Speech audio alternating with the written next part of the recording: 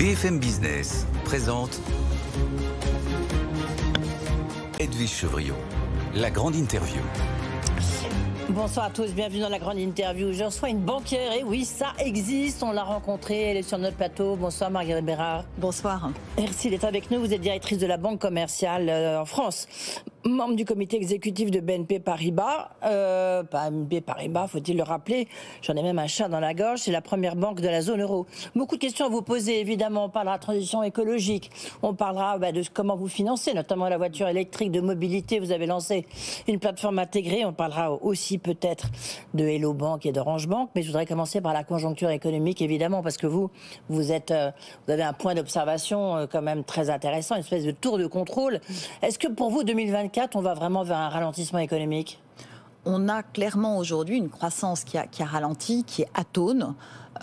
Et 2024 devrait être de la même eau. Alors, quand on veut regarder quand même des choses qui tiennent... Certains disent beaucoup plus catastrophique, et puis d'autres qui disent non. Catastrophique, non, en tout cas pour la France, c'est pas ce qu'on voit aujourd'hui. De la même eau, mais on ne voit pas nécessairement une année 2024 très porteuse. Quand on regarde quand même des choses qui sont des facteurs de résistance, d'abord, dans l'ensemble, une situation financière des entreprises qui demeure saine, et ça, je trouve ça très important, et un marché de l'emploi aussi qui tient bien, qui reste solide.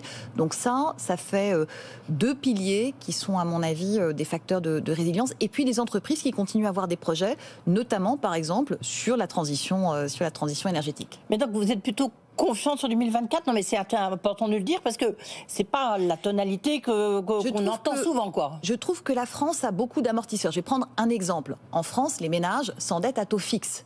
C'est important de le dire parce que tous ceux qui ont un crédit aujourd'hui, leur mensualité n'a pas varié en dépit de la hausse des taux de la Banque Centrale Européenne.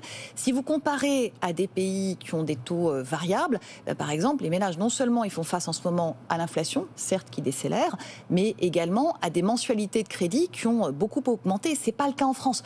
Donc du coup, la situation des ménages, elle est aussi en moyenne assez solide en France.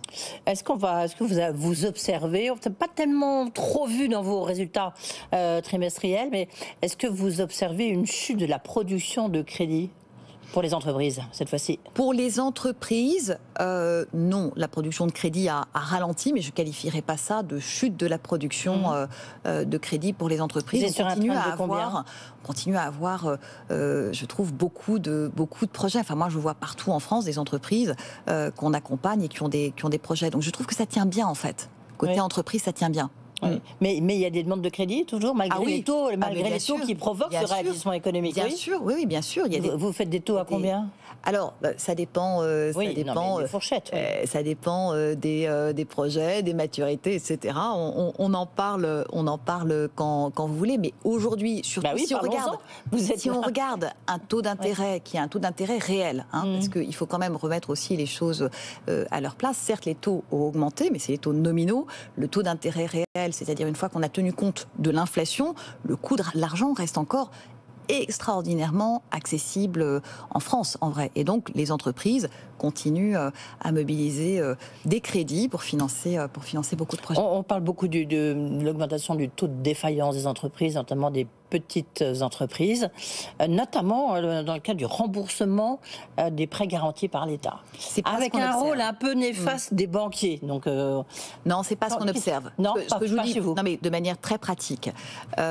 Aujourd'hui, chez BNP Paribas, on a 60% des encours des prêts garantis par l'État qui ont déjà été remboursés. Point numéro 1. On n'observe pas de difficulté de nos clients à rembourser les PGE. D'ailleurs, quand on regarde les entreprises qui sont en difficulté, il y en a plutôt moins qui ont des PGE que des entreprises qui n'en ont pas. De manière très, très factuelle. Si on regarde, quand le PGE a été imaginé, c'était avec un taux de défaillance qui était autour de 5%. Aujourd'hui, France entière, il est moindre sur les entreprises qui ont des PGE entre 4 et 4,5%. Moi, ce que j'observe aujourd'hui, c'est qu'effectivement, on a plus d'entreprises qui... le taux de défaillance a augmenté, mais il est revenu en fait à son niveau de 2019. Donc il a augmenté par rapport à une période ces dernières années qui, en la matière, était très atypique parce que très anesthésiée par beaucoup de concours publics. Donc on ne voit pas aujourd'hui de difficultés particulières sur le remboursement des PGE.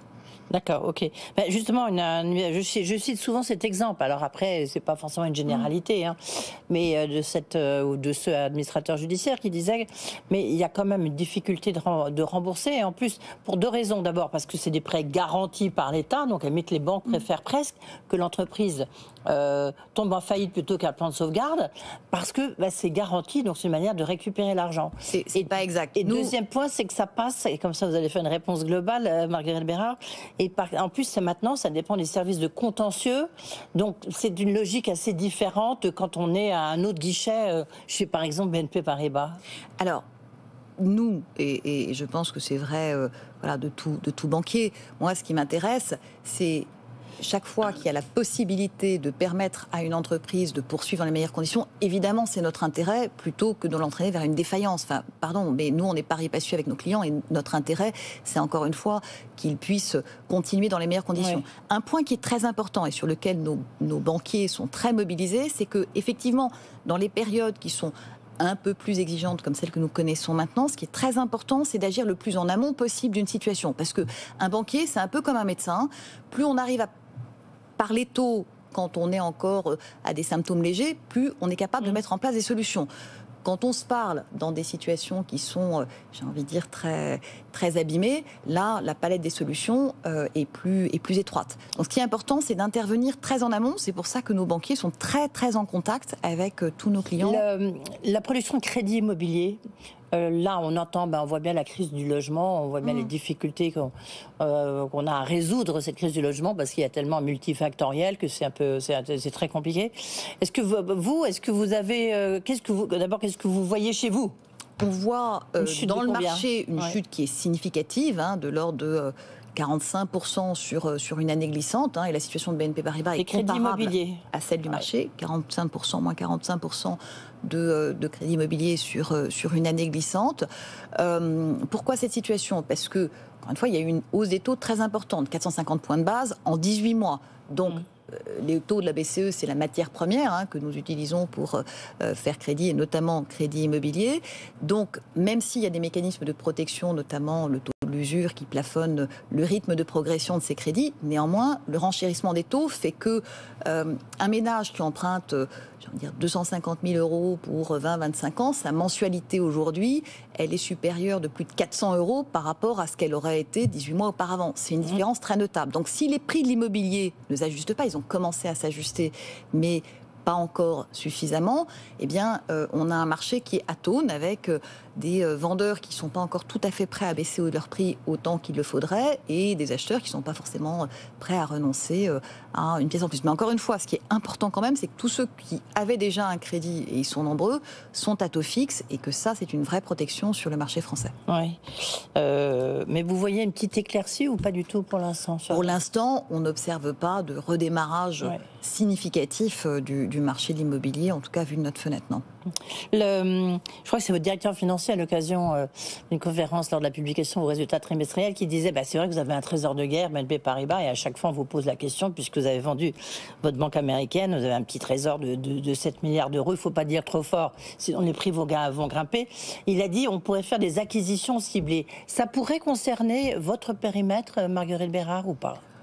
On n'a pas aujourd'hui de projet en France, sur le périmètre de la banque commerciale en France. On a un projet que vous avez mentionné, mais c'est d'une autre nature. C'est la manière dont nous sommes prêts à accueillir les clients d'Orange Bank que Orange de référence. Ouais. Sinon, on n'a pas de projet sur le périmètre de la banque commerciale. Pas possible, d'accord. Parce que vous auriez pu, sur certaines de vos filiales, avoir notamment avec, là aussi, dans le leasing, la voiture électrique, les 100 euros, le produit financier qui permettrait de financer la voiture électrique. On a des projets commerciaux importants, de nouveaux produits, vous les avez cités, par exemple, effectivement, sur le leasing social. Ce sont mes collègues de Personal Finance qui développent le produit et effectivement, on est très heureux de pouvoir proposer avec Personal Finance. Voilà. On en saura plus quand, vous savez, vous, sur ce... On attend les détails. Alors, seront précisées, mais je peux vous dire que chez Personal Finance CTLM aujourd'hui, on travaille sur un produit qui permettra de financer avec des mensualités de un peu moins de 100 euros par mois, un peu moins de 100 euros par mois, l'achat de véhicules électriques pour des ménages modestes. Et on sera capable aussi de proposer au bout de 36 mois des solutions pour permettre aux emprunteurs, s'ils le souhaitent, d'acquérir le véhicule pour une valeur résiduelle. La bascule sera un peu plus chère, évidemment. Donc voilà, ce sont des produits qu'on sera capable de proposer pour permettre à chacun, y compris aux plus modestes, d'accéder aux véhicules électriques. Donc BNP Paribas, avec CTLM Personal Finance, sera au rendez-vous.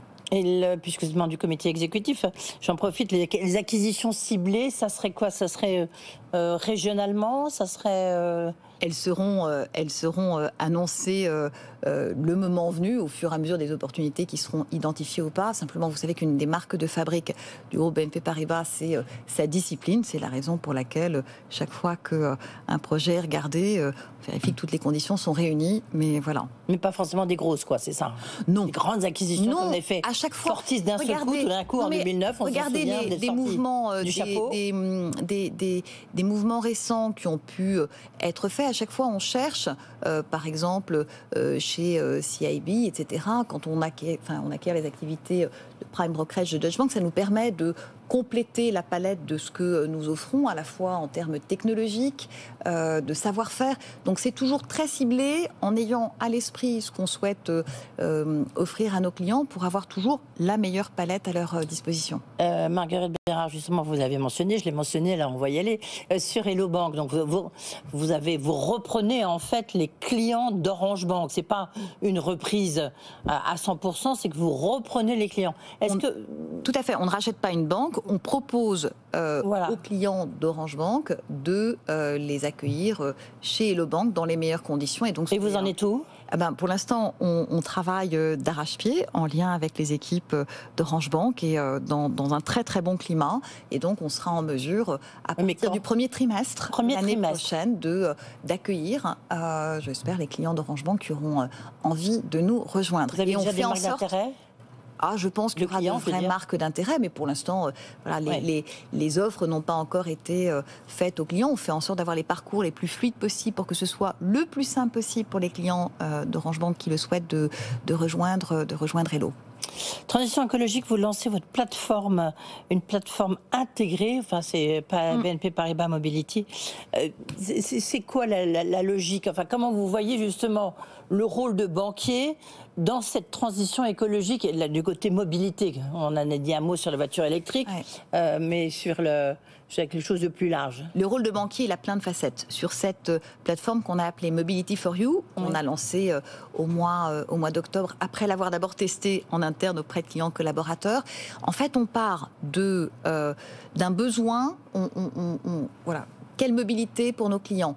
Quel budget on souhaite dédier et quel impact environnemental on pense avoir. On croit ces critères et ensuite on est capable, on a déjà 6500 véhicules, voitures sur cette plateforme, mais on a aussi des solutions de mobilité douce, comme on dit, des scooters électriques, etc. Et qu'est-ce novateur? C'est quoi l'idée? Ce qui est novateur, c'est que, en fait, c'est nous qui sommes capables d'imaginer pour le client la solution financière qui lui correspond le mieux. Ça peut être une location avec option d'achat, une location de longue durée, ça peut être un crédit bancaire, etc. Et donc, juste à partir de l'expression du besoin du client, on met en fait face à lui les expertises au sein de BNP Paribas, de la Banque commerciale en France, d'Arval, de Personal Finance, des solutions d'assurance aussi, pour lui offrir quelque chose sans couture, clé en main. Lui, il a un sujet de mobilité, nous, on s'occupe du reste. Et comment ça fonctionne? C'est-à-dire, est-ce que c'est un service payant? C'est un service gratuit si on a son compte chez BNP Paribas? Alors, c'est un service que pour l'instant, nous ne proposons qu'à nos clients, mais qu'on étendra ensuite plus largement. On le propose pour l'instant à nos clients. Effectivement, gratuitement? C'est gratuit. Vous pouvez accéder à ce service, trouver la meilleure solution, avoir accès à des conseillers, parce que vous pouvez, au-delà de ce que vous faites en autonomie sur cette plateforme, être appelé immédiatement.